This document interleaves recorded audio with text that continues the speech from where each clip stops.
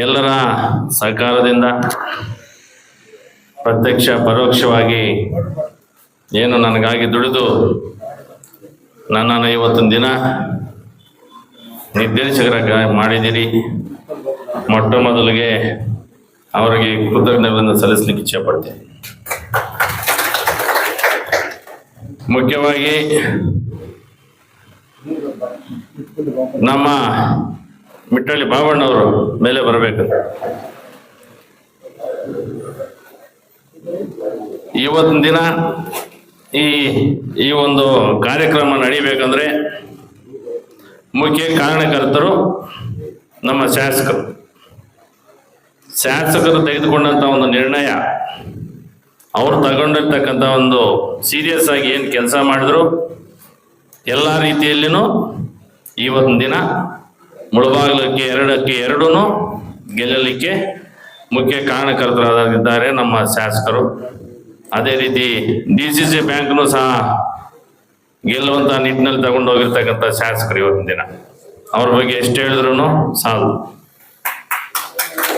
ಅದೇ ರೀತಿ ನಮ್ಮ ಮೊನ್ನೆನೇ ಹೇಳಿದ್ದೀನಿ, ನಮ್ಮ ಕಡೆಯಲ್ಲಿ ನಾಗರಾಜಣ್ಣ ನಾನು ನಿರ್ದೇಶಕನ ಹಾಕ್ಬೇಕಂದ್ರೆ ಅವರು ಏನು ಮೊದಲು ಬುನಾದಿ ಹಾಕಿದ್ರು ಅದು ಇವತ್ತಿನ ದಿನ ಫಲ ಕೊಡುತ್ತು ಅಂತ ಹೇಳ್ಬಿಟ್ಟು ಸಂದರ್ಭದಲ್ಲಿ ಹೇಳಲಿಕ್ಕೆ ಇಚ್ಛೆ ಪಡ್ತೀನಿ. ಮತ್ತೊಮ್ಮೆ ನಮ್ಮ ಆನಂದ ರೆಡ್ಡಿ ಅಣ್ಣವರು ಎಲ್ರಿಗೂ ಗೊತ್ತಿರ್ತಕ್ಕಂಥ ವಿಚಾರನೆ, ಏನು 2 ಕಡೆ ಉಸ್ತುವಾರಿ ತಗೊಂಡಿದ್ರು. ಬಹುಶಃ ಅವರ ಒಂದು ಕೆಲಸ ಹಗಲೆಲ್ಲ ನಮ್ಮ ಹತ್ರ ಮಾತಾಡೋದು, ಇಡೀ ರಾತ್ರಿ ಎಲ್ಲ ನಮ್ಮ ಪಕ್ಷದ ಅಭ್ಯರ್ಥಿಗಳಿಗೋಸ್ಕರ ದುಡಿದಿರ್ತಕ್ಕಂಥದ್ದು ಬಹಳ ಅವರ ಶ್ರಮ ಇದೆ. ಆ ಒಂದು ಶ್ರಮ ಇವತ್ತಿನ ದಿನ ಫಲ ಕೊಟ್ಟಿದೆ ಅಂತ ಈ ಸಂದರ್ಭದಲ್ಲಿ ಹೇಳಲಿಕ್ಕೆ ಬಯಸ್ತಾ ಇದ್ದೀನಿ.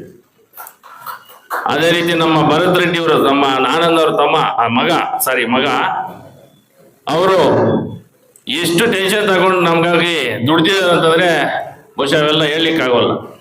ಅದೇ ರೀತಿ ನಮ್ಮ MR ಮುರಳಿಯವರು ಸಹ ಅದೇ ಕೆಲಸ ಮಾಡಿದ್ರು. ನಮ್ಮ ಶ್ರೀನಿವಾಸ ರೆಡ್ಡಿ ಆಗ್ಲಿರು ರಾತ್ರಿ ಎಲ್ಲ ನನ್ನ ಜೊತೆ ಇರೋರು. ನಮ್ಮ ಶೀನಣ್ಣವರು, ನಮ್ಮ KP ಟ್ರಾವೆಲ್ಸ್ ಪ್ರಭಾಕರನ್ ಅವರು, ನಮ್ಮ ಮುಖ್ಯವಾಗಿ ನಮ್ಮ ಗೊಲ್ದಲ್ ಜಗದೀಶ್ ಎಲ್ಲ ಉಸ್ತುವಾರಿಯಲ್ಲಿ ಹೈದರಾಬಾದ್ ಕರ್ಕೊಂಡು ಹೋಗ್ಲಿಕ್ಕೆ ಅವ್ರಿಗೆ ಪೂರ್ತಿ ಜವಾಬ್ದಾರಿಯನ್ನು ಕೊಟ್ಟಿದ್ವಿ. ಆ ಒಂದು ಜವಾಬ್ದಾರಿಯನ್ನು ಪರಿಪೂರ್ಣವಾಗಿ ಮುಗಿಸ್ಕೊಂಡು ಬಂದಿದ್ದಾರೆ ಅಂತ ಹೇಳ್ಬಿಟ್ಟು ಒಳ್ಳೆ ರೀತಿಯಲ್ಲಿ ನಮಗೆ ಅನುಕೂಲ ಮಾಡಿಸ್ಕೊಟ್ಟಿದ್ದಾರೆ ಅಂತ ಹೇಳಿ ಹೇಳಲಿಕ್ಕೆ ಬಯಸ್ತೀನಿ. ನಮ್ಮ ಹಿರಿಯರಾದಂಥ ಶಂಕರಣ್ಣವರು, ನಮ್ಮ ಮುಂಜಾಮ್ ಗೌಡರು, ಮುಖ್ಯವಾಗಿ ನಮ್ಮ DVR ರಘು ಅವರು ಅಷ್ಟೇ ರಾತ್ರಿ ಹಗಲು ದುಡಿದಿದ್ದಾರೆ. ನಮ್ಮ ಅಶೋಕ್ ಅವರು, ನಮ್ಮ ಶಂಕರಪ್ಪ ಅವರು, ನಮ್ಮ ಪೆದ್ದೂರು ವರದಣ್ಣ ಅವರು, ಇನ್ನು ಎಲ್ಲ ಅಧ್ಯಕ್ಷರು ಸುಮಾರು ಜನ ಇದ್ದಾರೆ. ಬಹುಶಃ ಅವರೆಲ್ಲ ನಮ್ಮ ಮುಖ್ಯವಾಗಿ ನಮ್ಮ ರಘುಪತಿ ರೆಡ್ಡಿ ಅವರು ಸಹ ರಾತ್ರಿ ಹಗಲು ಇರು ಅನ್ನೋದೇ ಇವತ್ತಿನ ದಿನ ಈ ಒಂದು ಕಾರ್ಯಕ್ರಮ ನಡೆಸಲಿಕ್ಕೆ ಕಾರಣಕರ್ತರಾಗಿದ್ದಾರೆ ಅಂತ ಹೇಳಲಿಕ್ಕೆ ಬಯಸ್ತಾ ಇದ್ದೀನಿ. ಒಂದನ್ನು ಹೇಳ್ತೀನಿ, ಎಷ್ಟು ದಿನ ಏನು ನಡೀತೋ ಚುನಾವಣೆ ನಡೀತು. ಮುಂದಿನ ದಿನಗಳಲ್ಲಿ ಏನು ಪಕ್ಷಾತೀತವಾಗಿ ಎಲ್ಲರ ಒಂದು ಸಹಕಾರದ ಮೇರೆಗೆ ನಮ್ಮ ಡೈರಿಗಳನ್ನು ನಡೆಸ್ಕೊಂಡು ಹೋಗುವಂಥ ನಿಟ್ಟಿನಲ್ಲಿ ಕೆಲಸ ಮಾಡೋಣ. ಜನಗಳಿಗೆ, ರೈತರಿಗೆ, ಬಡವರಿಗೆ ಏನು ಹಾಕುವಂಥವರು ಹಾಲು ಉತ್ಪಾದಕರಿದ್ದಾರೆ, ಬಹುಶಃ ಅವರಿಂದನೇ ಇವತ್ತಿನ ಈ ಒಂದು ಡೈರಿಗಳು ಉಳಿಬೇಕಾದ್ರೆ, ಈ ಒಂದು ಡೈರಿಗಳು ಉಳಿಕೆಯಿಂದ ಎಲ್ಲ ರೀತಿಯಲ್ಲೂ ಎಲ್ಲ ಸೌಲಭ್ಯಗಳನ್ನು ಪಡೆಯುವಂಥ ಒಂದು ಕೆಲಸ ಎಲ್ರಿಗೂ ಆಗತ್ತೆ. ಮುಖ್ಯವಾಗಿ ಈಗ ಏನು ಕಮಿಟಿಗಳಿದ್ದಾವೆ, ಕಾರ್ಯದರ್ಶಿಗಳಿದ್ದಾರೆ, ಮೊದಲು ರಾಜಕೀಯ ಬಿಟ್ಟುಬಿಟ್ಟು ಏನು ಜನಗಳಿಗೋಸ್ಕರ ದುಡಿತಾರೋ ಬಹುಶಃ ಅದೇ ನಿಮ್ಮ ಹತ್ರ ಮುಂದಿನ ನಿಲ್ಲೋದು ಅಂತ ನಿಮಗೂ ನಿಮ್ಮ ಫ್ಯಾಮಿಲಿಗೂ ಒಳ್ಳೇದಾಗತ್ತೆ. 16 ಜನ ನಮ್ಮಿಂದ ಕೆಲಸ ಮಾಡಿದ್ರೆ ಆ ಕೆಲಸದಿಂದ ಎಷ್ಟೋ ಜನ ಬಡವರು ಅದರಿಂದ ಅನ್ನ ತಿನ್ನುವಂತ ಕೆಲಸ ಆಗ್ತಾ ಇದೆ. ದಯವಿಟ್ಟು ಆ ಅನ್ನ ತಿನ್ನುವ ಜನರಿಗೆ ಮೋಸ ಮಾಡಬೇಡಿ ಅಂತ ನಾನು ಈ ಸಂದರ್ಭದಲ್ಲಿ ಕಿವಿ ಮಾತು ಹೇಳಲಿಕ್ಕೆ ಬಯಸ್ತಾ ಇದ್ದೀನಿ. ಯಾಕಂದ್ರೆ ನಾನು ಸುಮಾರು ಕಡೆ ನೋಡಿದ್ದೀನಿ, ಕೆಲವರೆಲ್ಲ ಪಾಪ ಇದ್ದಾರೆ, ಅದೆಲ್ಲ ಬಿಟ್ಬಿಡ್ಬೇಕು.